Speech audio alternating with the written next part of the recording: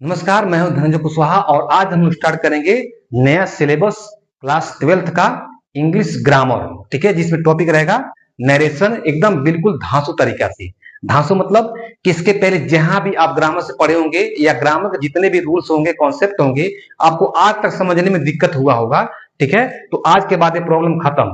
चाहते हैं कि ग्रामर पे अच्छी कमांड बनाना, तो मेरे वीडियो को शुरू से लेकर अंत तक देखिएगा। इसमें एक एक बारीकी पॉइंट से आपको मैं बताऊंगा, एकदम बेसिक से लेकर एडवांस तक, जिसमें जितने भी ग्रामर से कॉन्सेप्ट होते हैं और रूल्स बने होते हैं, उनको मैं इतनी इजी मेथड से प्रेजेंट करूंगा कि शायद ये रूल कहीं आप पढ़े भी नहीं होंगे और शायद नहीं इसी इतना आसान तरीका से कहीं आप सीखे होंगे। ठीक है, उसके कंटिन्यू आपको वीडियो मिलते जाएगा, जिसमें टॉपिक पहला रहेगा आपका नरेशन। इसके बाद आप नेक्स्ट टॉपिक देखेंगे ट्रांसफॉर्मेशन। उसके बाद आप देखेंगे सिंथेसिस ऑफ सेंटेंस। उसके बाद पढ़ेंगे आप सिंटैक्स। ठीक है, जितने भी ग्रामर के जो महत्वपूर्ण रूल होते हैं वो सारे रूल क्या होने की कंटिन्यू आपको वीडियो मिलते जाएगा। तो इसके पहले कहीं भी आपको ग्रामर कमजोर होता है, हालांकि जो बेसिकली जो क्लास 12th के बच्चे, यूपी बोर्ड और बिहार बोर्ड के बच्चे होते हैं, उनकी इंग्लिश कमजोर होने की वजह से क्या होती है, ग्रामर पे कमांड क्या होता है, कम होता है। तो क्या होते हैं कि जब बोर्ड की एग्जाम होता है तो क्लास 11th में कहीं भी होता है कि थोड़ा सा लूज पड़े होते हैं, लेकिन जैसे क्लास 12th में जाते हैं तो उनकी बोर्ड की एग्जाम देना होता है, इसलिए क्या करते हैं कि ज्यादातर के इन ग्रामर पर क्या होते हैं, कमांड बनाना चाहते हैं। लेकिन क्या होती है कि इंग्लिश कमजोर होने की वजह क्या होती है, ग्रामर को जो रूल्स होते हैं उसको सीखने और समझने में क्या होती है कि प्रॉब्लम फेस करना पड़ता है। तो आज के बाद ये प्रॉब्लम खत्म। ठीक है, पूरे ग्रामर पर कमांड बनाना चाहते हैं, ठीक है, तो मेरे साथ शुरू से लेकर अंत तक वीडियो में बने रहिए और हर वीडियो कंटिन्यू आप देखते रहिएगा। ग्रामर में वादा करता हूं कि ग्रामर की जितने भी इंटरमीडिएट ग्रामर होती है वो आपको जबरदस्त हमेशा के लिए सारे रूल याद हो जाएंगे। ठीक है, तो आइए शुरू करते हैं। तो जो टॉपिक रहेगा वह रहेगा नरेशन। तो देखिए, तो स्पेशल जो क्लास 11th और 12th के जो बच्चे हैं, ठीक है, इस दोनों क्लासों में मिलता है, क्लास 10th में भी मिलता है, लेकिन जो और एडवांस लेवल के जो ग्रामर्स होते हैं वो स्पेशल 11th और 12th में ही मिलता है। तो आप चाहते हैं कि जितने भी इंटरमीडिएट ग्रामर्स होते हैं, चाहे ट्रांसफॉर्मेशन हो, ठीक है, चाहे आपका नरेशन हो, या आपका सिंटेक्स हो, या आपका क्या हो, सिंथेसिस ऑफ सेंटेंस हो, इन सभी में मात्र 3 टॉपिक आपको ध्यान देना है। 3 टॉपिक आपको याद रहेगा, उस पर कमांड है, आपको तैयारी है, तभी जाकर इंटरमीडिएट ग्रामर क्या हो जाएगा, आपका लिए क्या हो जाएगा, खिलौना बन जाएगा। खिलौना मतलब लगेगा कि इतना आसान विषय तो कोई है ही नहीं। कोई भी सब्जेक्ट होती है, जब उसका जड़ आपको पता होगा, अगर जड़ आपको पता है, ठीक है, तो जाहिर सी बात है उसका जो टॉप होती है वो आपको 100% क्लियर समझ में आएगा। तो जड़ क्या है, तो इन ग्रामर को समझने के लिए सबसे पहले जो 3 टॉपिक है वो आपको आना चाहिए। सबसे पहले आपको जाना चाहिए पार्ट्स ऑफ स्पीच। ठीक है, जो शब्दों का भेद आप सुने शुरू क्लास में, क्लास 11th 12th में सभी क्लास में सुने होंगे, 8th में 9th में 10th में जो पार्ट्स ऑफ स्पीच होती हैं, उससे कुछ इंपॉर्टेंट पार्ट, जैसे कि आपको पर्सनल प्रोनाउन के बारे में पता होना चाहिए।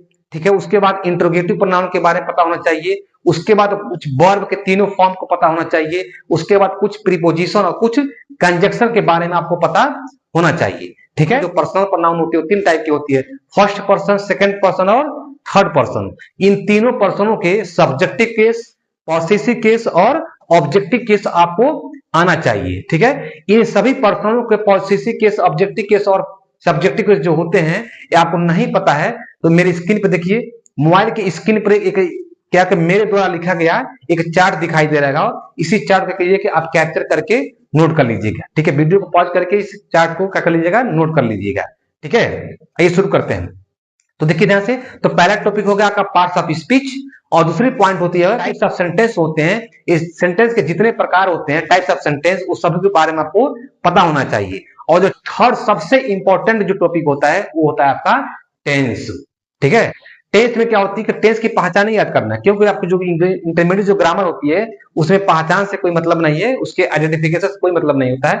बेसिकली टेंस आपको इसलिए आना चाहिए कि टेंस में जो हेल्पिंग वर्ब होता है, जितने भी टेंस होते हैं, तीनों टेंस के जो 4-4 पार्ट होते हैं, यानी कुल जो 12 पार्ट हैं, टोटल 12 पार्ट में हेल्पिंग वर्ब क्या होती है ये आपको पता होना चाहिए। ठीक है, ताकि क्या होता है कि जब नरेशन आप पढ़ेंगे तो जब डायरेक्ट से इनडायरेक्ट नरेशन में आप कन्वर्ट करेंगे तो वहां क्या होती है कि आपको हेल्पिंग वर्ब की जरूरत पड़ती है। ठीक है, तो ग्रामर को समझने के लिए ये 3 टॉपिक, ये 3 टॉपिक क्या है कि parts of speech, types of sentence and tense. ठीक है, चलिए तो आइए शुरू करते हैं। तो आज का जो टॉपिक रहेगा वह रहेगा नरेशन, यानी कथन। तो कथन का मतलब क्या होती है, कथनी करना।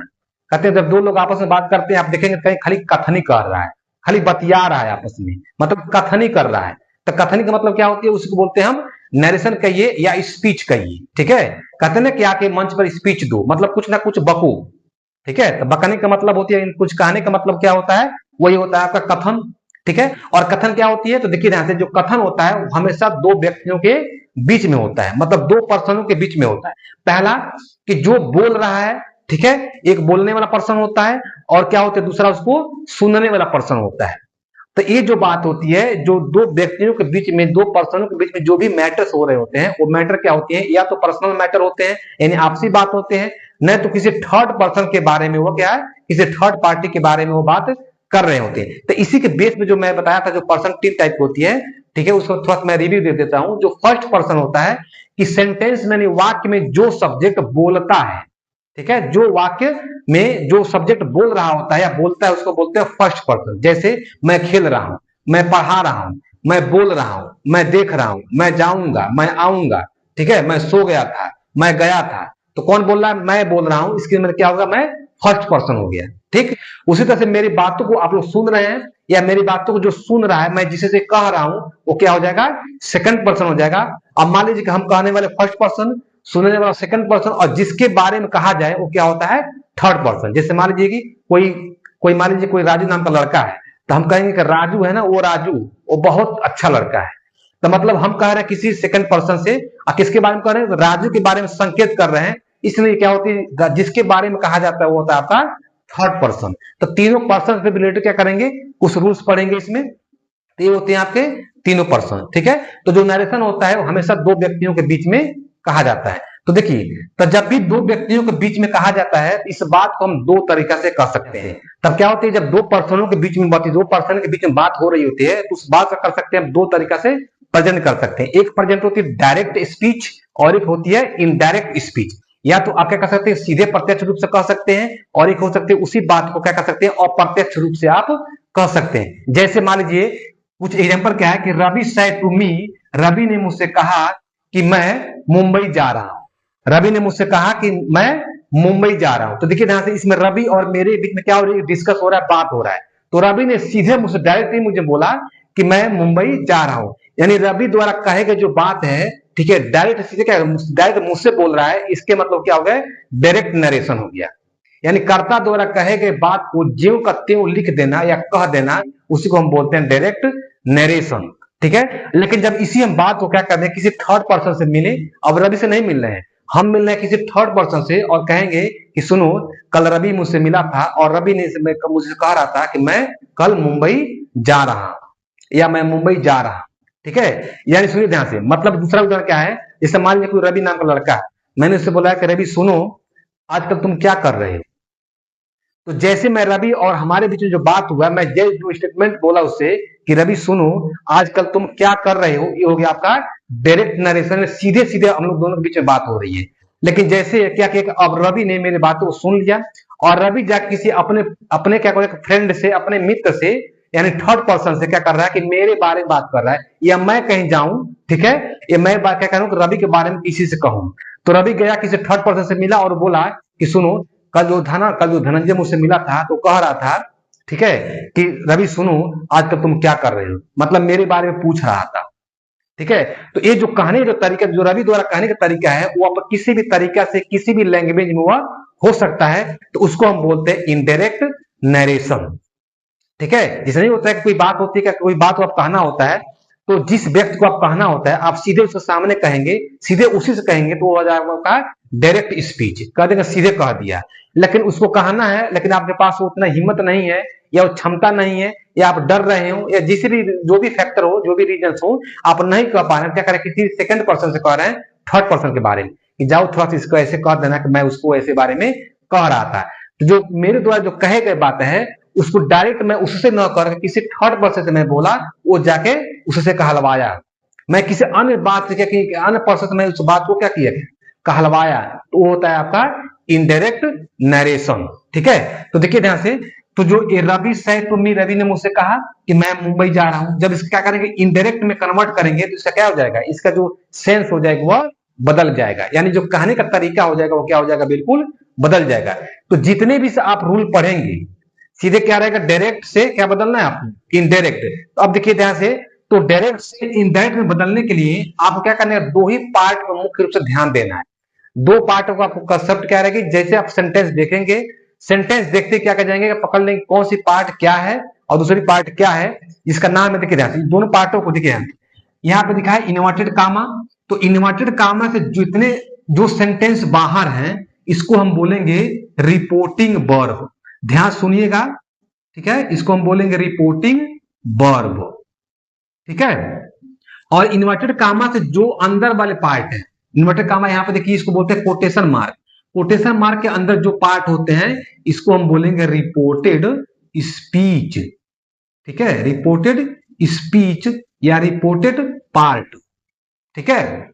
अब देखिए ध्यान से, तो जो सेंटेंस पूछा जाएगा सबसे पहले रिपोर्टिंग वर्ब क्या होती है और रिपोर्टेड स्पीच क्या होती है, तो बोलेंगे कि जो सेंटेंस इन्वर्टेड कामा से बाहर होता है, यानी दैट पार्ट्स ऑफ नरेशन, ठीक है, which does outside of the quotation mark is called reporting verb.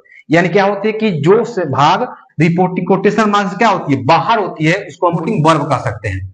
और जो क्या होती है कि जो पार्ट इन्वर्टेड कामा से क्या होती है कि इनर साइड होती है, यानी अंदर होता है, उसको हम बोलेंगे क्या, रिपोर्टेड स्पीच या रिपोर्टेड पार्ट। तो अब देखिए जितने भी क्या होते हैं ग्रामर के रूल है, जितने भी नरेशन में आप ग्रामर के रूल पढ़ेंगे, जितने भी ट्रांसफॉर्मेशन पे रूल पढ़ेंगे, ठीक है, तो क्या होता है उसको कुछ पॉइंट होता है, जैसे ट्रांसफॉर्मेशन पॉइंट पकड़ने का अलग तरीका होता है, उसी तरह से नरेशन को पॉइंट पकड़ने के लिए दो ही आपको क्या करना है, क्या देखना है कि दो ही पार्ट ध्यान देना है।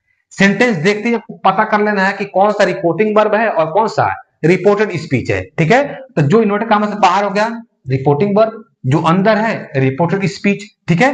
तो इसी रूल क्या करना है, तो आपको पढ़ना है, जितने भी रूल्स पढ़ने हो केवल इन्हीं दोनों पार्ट हो, फर्स्ट पार्ट और सेकंड पार्ट में आपको ध्यान देना है, सारे रूल क्या हो जाएगा, आपको क्लियर हो जाएगा, कभी आपको भूलेगा नहीं, ठीक है। तो देखिए ध्यान से, इसमें लिखा है रिपोर्टिंग वर्ब, यहां देखिए ध्यान से लिखा है रिपोर्टिंग, रिपोर्ट है और प्लस क्या है आईएनजी फॉर्म है, और क्या है यहाँ पर रिपोर्ट है और इसका क्या है ईडी मतलब क्रिया के थर्ड फॉर्म है।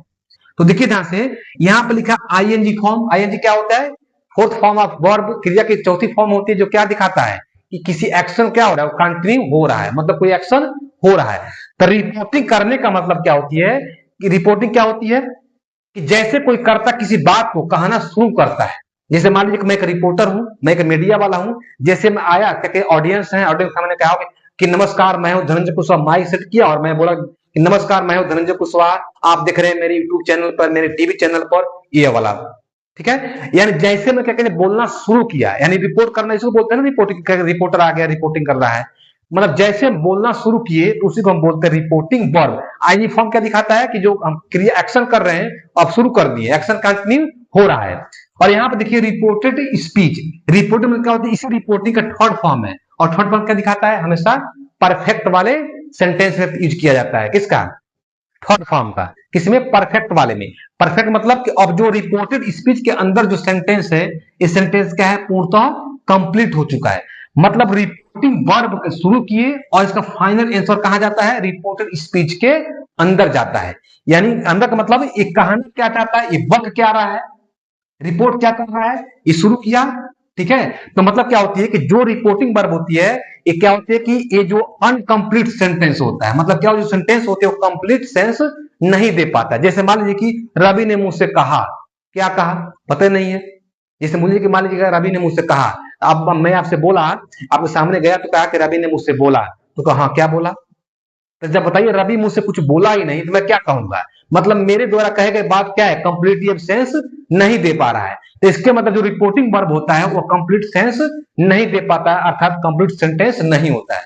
लेकिन जैसे हम कहते हैं कि I am going to Mumbai, मैं आपके सामने बोलूंगा I am going to Mumbai, मतलब मैं मुंबई जा रहा हूं, इसके मैं जैसे भी बोलूंगा आप समझ जाएंगे कि मुंबई जाने को बात कर रहा है। यानी मेरा जो सेंस है वो कंप्लीटली क्या हो रहा है, आपको इस सेंटेंस से कंप्लीटली सेंस आपको कन्वे हो जा रहा है, मतलब आप कंप्लीटली क्या हो जा रहे हैं, समझ जा रहे हैं। तो कहने का मतलब है कि रिपोर्टिंग वर्ब क्या होती है, इसका सेंस कंप्लीट नहीं होता है, जबकि रिपोर्टेड स्पीच का सेंस क्या होता है, पूर्णतः कंप्लीट होता है। और रिपोर्टेड स्पीच क्या होती है हमेशा, तो रिपोर्टिंग वर्ब के फाइनल आंसर होता है। फाइनल आंसर मतलब ये क्या कहना शुरू किया उसका, और लास्ट का रिजल्ट कहना क्या चाहता है उसकी फाइनल रिजल्ट होती है, वो होता है आपका रिपोर्टेड स्पीच। जैसे होता है ना कि बड़े बड़े सेंटेंस आप पढ़ेंगे, बड़े बड़े जब कहानी पढ़े होते हैं, उस कहानी क्या होती है, उस स्टोरी का एक सार होता है, सार मतलब उसका एक मुख्य पॉइंट होता है, मेन पॉइंट होता है, जिससे पूरी स्टोरी के मतलब जड़ ही निकल जाता है। तो उसी तरह से ये कहना क्या चाहता है, ये आप सेंटेंस समझ नहीं पाएंगे, रिपोर्ट कर रहा है, लेकिन वो क्या कह दिया, क्या वर्ड बोल दिया, जिस उस वर्ड को सुनते क्या हो जाएगी, उससे वर्ड को या उस सेंटेंस को सुनते ही या देखते ही आपको क्या हो जाए, कंफर्म समझ में आ गया कि वो कहना क्या चाहता है, तो उसी को हम बोलते हैं रिपोर्टेड स्पीच। ठीक है, रिपोर्टेड स्पीच हमेशा इन्वर्ट कामा के अंदर होता है, रिपोर्टिंग वर्ब हमेशा इन्वर्ट कामा के बाहर होता है। तो क्लियर है, आशा है कि आप रिपोर्टिंग वर्ब और रिपोर्टेड स्पीच में जबरदस्त कॉन्सेप्ट क्लियर समझ में आ गया होगा कि क्या होता है रिपोर्टेड स्पीच और रिपोर्टिंग वर्ब।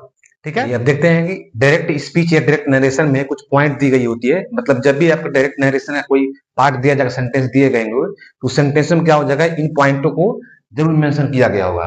पॉइंट क्या है, देखिए ध्यान से। सबसे पहले क्या है कि वक्ता जो स्पीकर होता है, जो बोलने वाला होता है, जो कहता है कुछ, द्वारा कहे गए बात क्या करते हैं, इन्वर्टेड कामा के अंदर लिखा जाता है। देखिए इन्वर्टेड कामा का साइन यहाँ पे है, ठीक है ना, साइन ऐसे है, यहाँ पर ऐसे, और इसको बोलते हैं क्लोज, इधर से ओपन इधर से क्लोज है। इसी के बीच में क्या होती है कि कर्ता द्वारा, यानी जो भी सब्जेक्ट जो बात कह रहा है, उसको मुख्य बात कहे गए मुख्य बात को क्या करते हैं, इन्वर्टेड कामा के अंदर लिखा जाता है। उसके बाद क्या है कि जहां, ठीक है, कि जहां रिपोर्टिंग वर्ब समाप्त होती है, मतलब रिपोर्ट करना शुरू करता है और जहां पे जाकर समाप्त होती है, वही क्या करते हैं, कामा का प्रयोग करते हैं। कामा देख रहे हैं ऐसे ऐसे जो होता है, ठीक है, कामा का प्रयोग किया जाता है। ठीक है, उसको क्या है कि इन्वर्टेड कामा के अंदर वाले सेंटेंस का जो फर्स्ट लेटर होता है वो हमेशा कैपिटल लेटर में होना चाहिए। ठीक है, देखिए आप सामने कुछ एग्जांपल है, देखिए जैसे Ram said to him, Ram ने उससे कहा। अब देखिए यहाँ पे लगा क्या है, ये जो यहाँ पे पता है ना कि ये वाला पार्ट क्या है, रिपोर्टिंग है। ये रिपोर्टिंग क्या है कि रिपोर्टिंग वर्ब है, ये पता है सबको, रिपोर्टिंग वर्ब, ठीक है ना। ये क्या है कि यहाँ समाप्त हो गया, हिम पर क्या हुआ, समाप्त हो गया। तो जहां पर रिपोर्टिंग वर्ब समाप्त होती है वहीं पे क्या लगाते थे, कामा। अब यहाँ क्या है, इन्वर्टेड कामा यहाँ शुरू है, तो इसको हम बोलते हैं क्या, रिपोर्टेड स्पीच। पढ़े हैं, रिपोर्टेड स्पीच बोलते हैं इसको। तो इस वाले अंदर जो सेंटेंस चालू करेंगे, देखिए इन्वर्टेड कामा के अंदर, यानी सब्जेक्ट द्वारा कहे गए जो इंपॉर्टेंट बात है वो क्या है, इन्वर्टेड कामा के अंदर वाले हैं। और उसके बाद क्या है, ये पहला लेटर क्या है, कैपिटल लेटर है। यहाँ जो भी सेंटेंस स्टार्ट होगा किसमें, डायरेक्ट स्पीच या डायरेक्ट नरेशन में दिया जाएगा, तो हमेशा पहला लेटर क्या होगा, कैपिटल में होगा, और कर्ता द्वारा कहे गए इंपॉर्टेंट मैटर जो बात होती है उसका करते इन्वर्टेड कामा के अंदर लिखा जाता है। ठीक है, इस पॉइंट को नोट कीजिए। अगला पॉइंट देखते हैं, जब क्या करेंगे, जब डायरेक्ट नरेशन को क्या करेंगे आप इनडायरेक्ट नरेशन में कन्वर्ट करेंगे, तो क्या होता है, उसको जो पॉइंट वो बदल जाते हैं। पॉइंट क्या है, किधर से, इनडायरेक्ट स्पीच में कामा तथा इन्वर्टेड डबल इन्वर्टेड कामा, देखिए कामा तथा डबल इन्वर्टेड कामा क्या करते हैं, हटा दिया जाता है। ठीक है, दूसरा क्या है कि रिपोर्टिंग वर्ब का जो टेंस होता है वो कभी नहीं बदलता है। ठीक है, जो इन्वर्टेड कामा से जो बाहर वाले सेंटेंस होते हैं वो क्या होते हैं, रिपोर्टिंग वर्ब होते हैं। तो रिपोर्टिंग वर्ब के टेंस में कोई परिवर्तन नहीं होता है। ठीक है, कब, जब आप डायरेक्ट से इनडायरेक्ट बदल रहे हो तब। ठीक है, देखिए कामा और इन्वर्टेड कामा, यहाँ लिखा है कामा और इन्वर्टेड कामा, जहां पे रिपोर्टिंग वर्ब शुरू होती खत्म होती है वहां पे लिखाते हैं कामा, और जहां से रिपोर्टेड स्पीच शुरू होता है वहां से इन्वर्टेड कामा। की जगह नियमानुसार क्या करते हैं, कंजक्शन का प्रयोग करते हैं। मतलब अलग अलग रूल पढ़ेंगे, कंजक्शन जैसे डैट, इफ, वेदर या कोई इंट्रोगेटिव वर्ड होता है उसके हिसाब से क्या करते हैं, कंजक्शन का प्रयोग किया जाता है। ठीक है, अगला पॉइंट क्या है कि रिपोर्टेड पार्ट का जो फर्स्ट लेटर होता है किसमें, आई तथा प्रोपर नाउन को छोड़कर, आई मतलब मैं फर्स्ट पर्सन का है, और प्रोपर मतलब क्या होती है, प्रोपर नाउन मतलब व्यक्तिवाचक संज्ञा, मतलब कि जिस सब्जेक्ट का ओरिजिनल नाम, चाहे वो वस्तु हो, स्थान हो अथवा व्यक्ति हो, ठीक है, उसका जो ओरिजिनल नाम होता है, रियल नेम होता है, वही होता है आपका प्रोपर नाउन।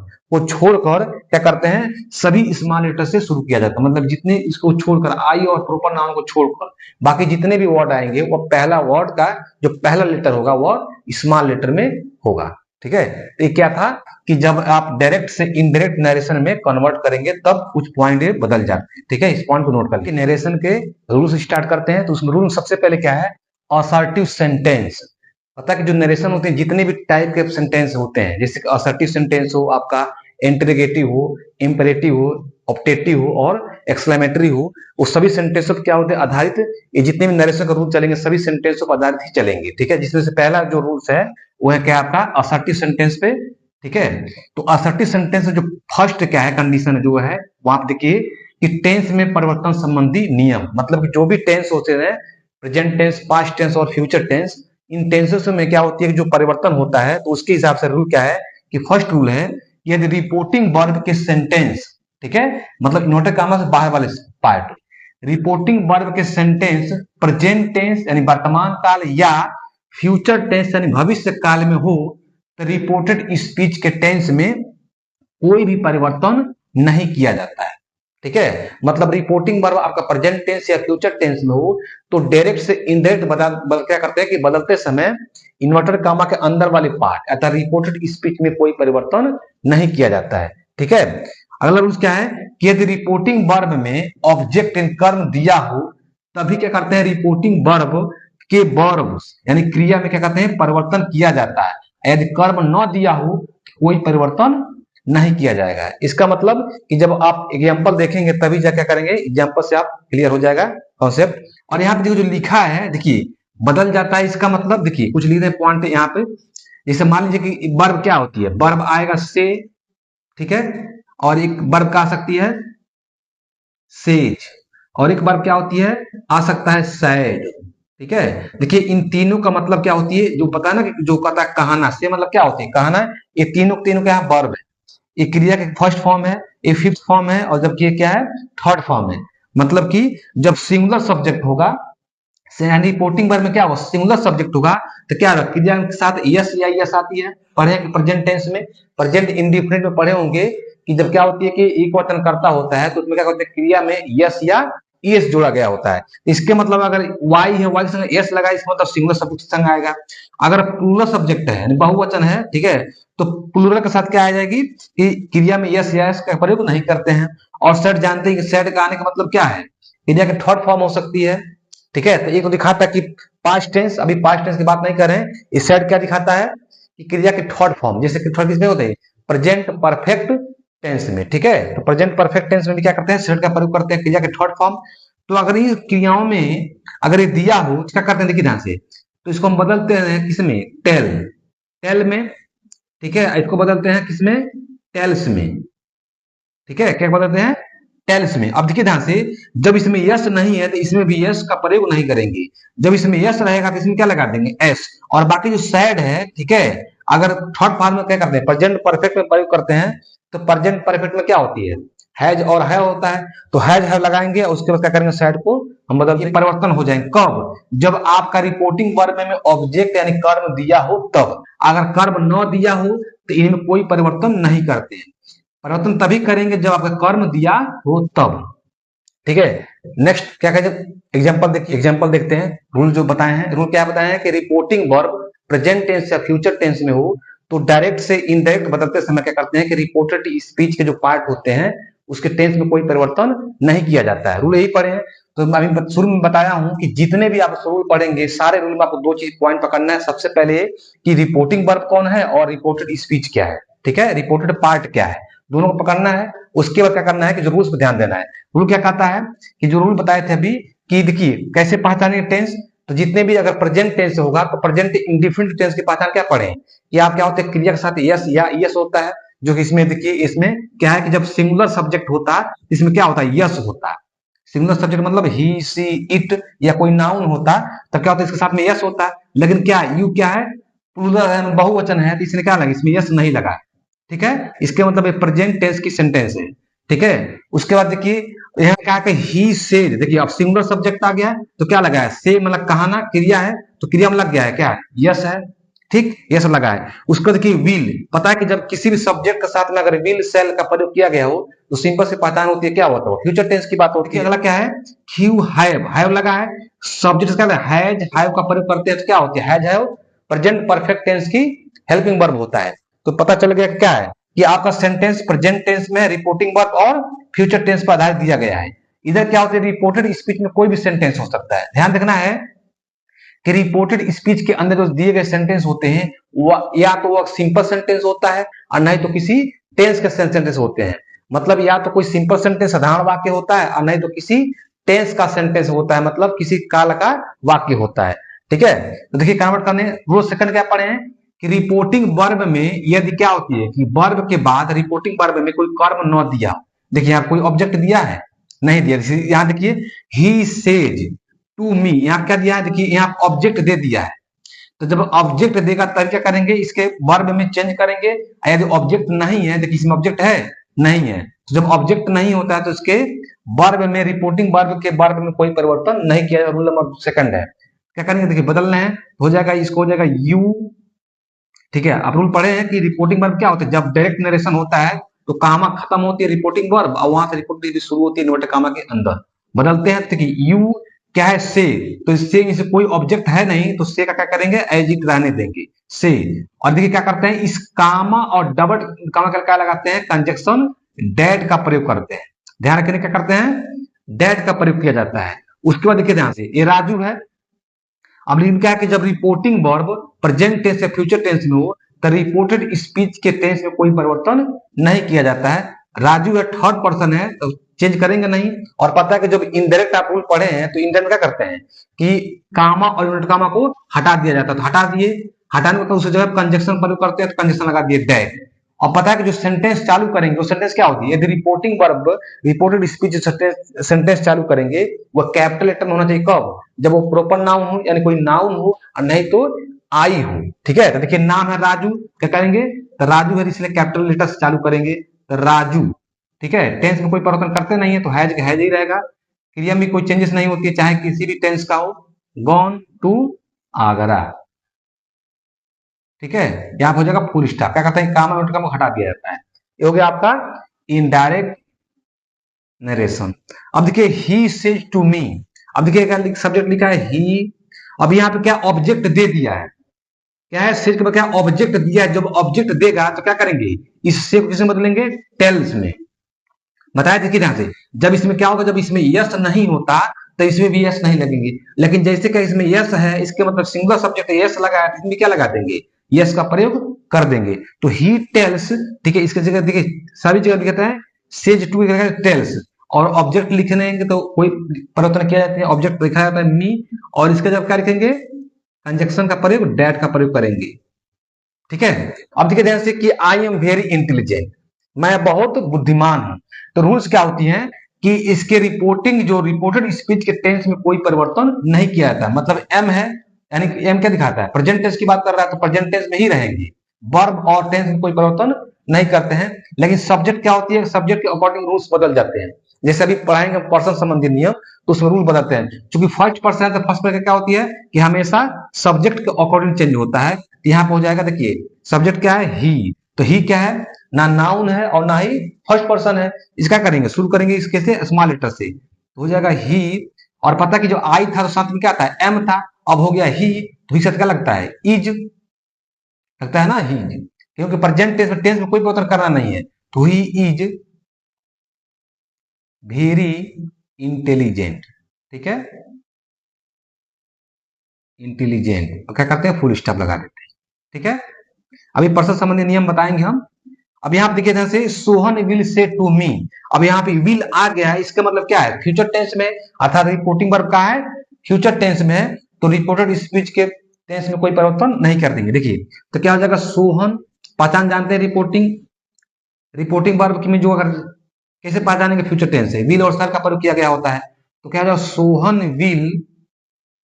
ठीक है, अब देखिए सोहन क्या है, सिंगुलर सब्जेक्ट है। ठीक है, तो पता है कि जब विल सर का प्रयोग करते हैं क्रिया क्या करते हैं, हमेशा फर्स्ट फॉर्म प्रयोग करते हैं। और जब ऑब्जेक्ट दे दिया क्या करेंगे, इससे किसे बदल देंगे, टेल में, किसे बदलेंगे, टेल में। ठीक है, हो जाएगा मी। देखिए हमेशा क्या करते हैं, जो साथ में जो लगा होता है टू प्रयोग किया गया, इन दोनों को साथ में हमेशा क्या करते हैं, लिखते हैं वो टेल, से टू को किसे बदलते हैं, टेल में। कामा और डॉट कामा के लिए डेट का प्रयोग करते हैं। डेट का प्रयोग देखिए ध्यान से, जो कंजक्शन होती है वो अलग अलग रूल में अलग अलग होता है। असर्टिव सेंटेंस में, असर्टिव सेंटेंस दो भाग होते हैं, चाहे एफर्मेटिव हो चाहे नेगेटिव हो। एफर्मेटिव और नेगेटिव दोनों सेंटेंस वाले वाक्य में क्या होते हैं, दोनों सेंटेंस में हमेशा कंजक्शन डेट का प्रयोग किया जाता है। रवि थर्ड पर्सन है तो कभी सब्जेक्ट और ऑब्जेक्ट का नहीं बदलता है। That Ravi will join the camp. ठीक है, फुल स्टॉप। यहाँ पे देखिए लिखा है यू हैव सैड। अब हैज और हैड का प्रयोग कहां करते हैं, हैज और हैड का प्रयोग करते हैं प्रेजेंट परफेक्ट टेंस में। जब बाद हैव लिखा है तो बदलेंगे तो हो जाएगा यू हैव। और इस सैड को क्या बदल देंगे, किसे बदलेंगे, टोल्ड में, क्योंकि से का होता है टेल और सेज का होता है टेल्स, उसी तरह से सैड का होता है टोल्ड। लेकिन यहाँ पे देखिए बदलें क्यों नहीं, क्योंकि इसमें ऑब्जेक्ट नहीं दिया है, अगर सैड के बाद said to me, said to him, said to you, मतलब कोई ना कोई ऑब्जेक्ट दिया होता है, तभी क्या करेंगे, इसको कन्वर्ट करते किस में, टोल्ड में। सैड किसे बदलते हैं, टोल्ड में। लेकिन यहाँ पे क्या है कि जब सब्जेक्ट ऑब्जेक्ट नहीं दिया है तो क्या करेंगे, सैड को एज इट उतार देंगे, तो हो जाएगा सैड और कामा डॉट का क्या लगेंगे, डेड। अब देखिए यहाँ पे यू है सेकंड पर्सन, तो पर्सन संबंधी जब रूल पढ़ेंगे तो यू क्या होती है, ऑब्जेक्ट के अनुसार कन्वर्ट हो जाता है। ऑब्जेक्ट दिया नहीं है तो ऑब्जेक्ट क्या करते हैं, थर्ड पर्सन या फर्स्ट पर्सन किसी भी सब्जेक्ट को हम मान लेते हैं, सेकंड सब्जेक्ट को, सेकंड क्या होता है, जो सेकंड पर्सन होता है उसको छोड़कर, क्योंकि सेकंड पर्सन यू है, इसको छोड़कर आप थर्ड पर्सन के या फर्स्ट पर्सन किसी भी सब्जेक्ट को आप ले सकते हैं। तो चलिए हम मान लेते हैं कि थर्ड पर्सन हम ले लेते हैं ही, क्या ले लेते हैं, ही। तो अगर ऑब्जेक्ट के हिसाब से बदलेगा ही, मान लीजिए ही है तो हम लिख देते हैं ही, ऑब्जेक्ट के हिसाब से बदलता है, तो ही आर है तो क्या समझ हो जाएगा, वाज के टेंस में कोई परिवर्तन रहता नहीं है, तो he was not a good person. ठीक है, रूल को नोट कर लीजिए, ये आप कैसे कन्वर्ट होती है तो अभी जस्ट बताने वाले हैं पर्सन संबंधी नियम। चलिए आते हैं रूल नंबर थर्ड, जो कि नरेशन का असली रूल शुरू होता है यहां से। असली रूल मतलब शुरू में बताए थे कि जब भी आपका रिपोर्टिंग वर्ब पास्ट टेंस में होगा तभी जाके सारे रूल्स आप फॉलो करेंगे, मतलब जितने तरह तरह के रूल्स आप पढ़ेंगे किसी भी सेंटेंस पे आधारित, वो सभी सेंटेंस जो आधारित नियम है वो तभी काम करता है, मतलब जितना रूल बनता है वो कब होगा, जब रिपोर्टिंग वर्ब किसमें हुआ आपका, पास्ट टेंस में। और पहचान क्या होती है कि रिपोर्टिंग वर्ब जो वर्ब होती है से मतलब कहना, तो से का जब क्या लिखा रहेगा, सैड लिखा गया होगा। अगर से के जगह सैड लिखा है इसके मतलब वो पास्ट टेंस में। ध्यान रखें कि जब अगर रिपोर्टिंग वर्ब में जो से लिखा है, से पहले हैज और हैव न होना चाहिए। अगर हैज हैव है तो क्या हो जाएगा, वो प्रेजेंट टेंस होगा, प्रेजेंट का परफेक्ट वाले सेंटेंसेस होंगे। रिपोर्टिंग वर्ब में हैज हैव सब्जेक्ट के बाद नहीं है और सैड लिखा है, इसका मतलब समझिएगा वो किसमें है, पास्ट टेंस में है। ठीक है, शुरू करते हैं, देखिए यहाँ से तो कैसे बदल देंगे, तो क्या होता है, जो टेंस के सेंटेंस होंगे क्या करना है, उसको अगले टेंस में बदल देना। अगले टेंस मतलब कि पता है कि शुरू में होता है प्रेजेंट टेंस और प्रेजेंट टेंस के बाद कौन सा होता है, पास्ट टेंस। यानी सभी सेंटेंस जो प्रेजेंट टेंस के होते हैं किसे बदल देते हैं, पास्ट टेंस में।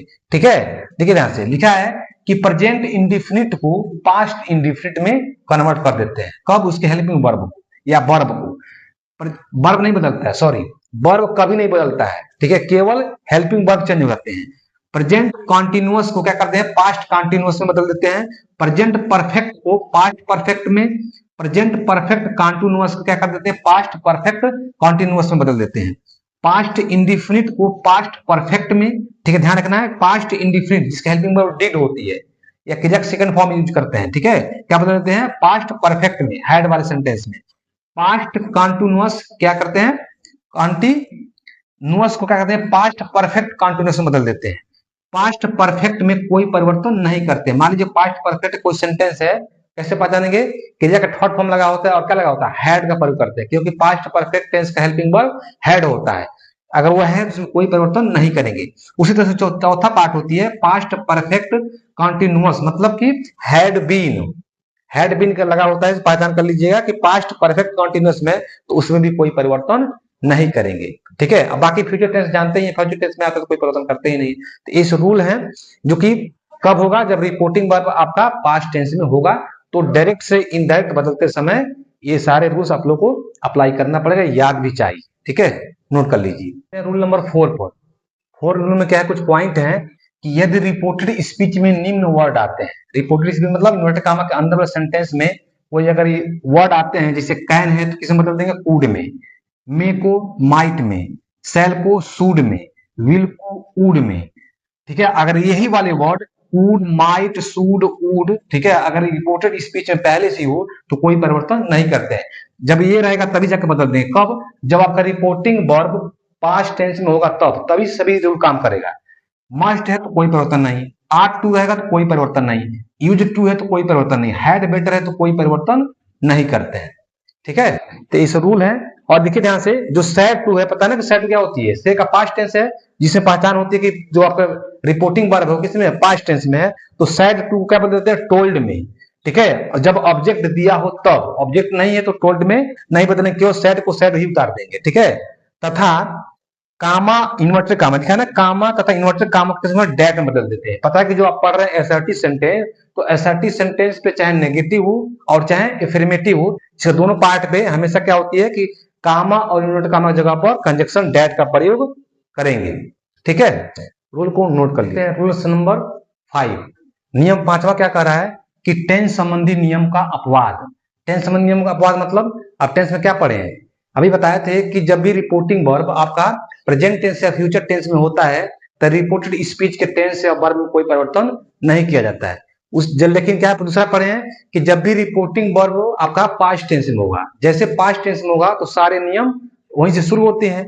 ठीक है, तो जिसमें क्या करता है कि आपको बार बार रिपोर्टेड स्पीच में कुछ ना कुछ परिवर्तन देखने को मिलेगा। लेकिन क्या होती है कि टेंस संबंधी कुछ अपवाद होते हैं कि यदि आपका रिपोर्टिंग वर्ब, ठीक है, भले ही पास्ट टेंस में हो, लेकिन रिपोर्टेड स्पीच में अगर ये सेंटेंसेस आते हैं, इनसे संबंधित कोई सेंटेंस आ रहा है तो उसमें कोई परिवर्तन नहीं करते हैं। ठीक है, देखिए क्या लिखा है कि सदा सत्य रहने वाली बात, यूनिवर्सल कोई ट्रूथ होता है, कोई सदा सत्य होने वाली कोई बात होती है, तो उसको करते हैं कि उसमें कोई परिवर्तन नहीं करते हैं। ठीक है, जैसे अभी एग्जाम्पल देखेंगे, जैसे दूध सफेद होता है, पृथ्वी क्या करती है, सूर्य की परिक्रमा करती है, सूरज पूरब से निकलता है, ये सब क्या है, यूनिवर्सल फैक्ट है। ठीक है, सदा सत्य होने वाली घटना है। कोई आदत हो, ठीक है, कोई हैप्चुअल सेंटेंस वाले सेंटेंस आते हैं आपके सामने, कोई आदत मतलब हैप्चुअल फैक्ट होते हैं, जैसे कि चूहा बिल्ली को देखकर भाग जाता है, कुत्ते भौंकते हैं। ठीक है, क्या होते हैं कि ये जितने भी फैक्ट होते हैं, क्या होती है, उसकी आदत होती है।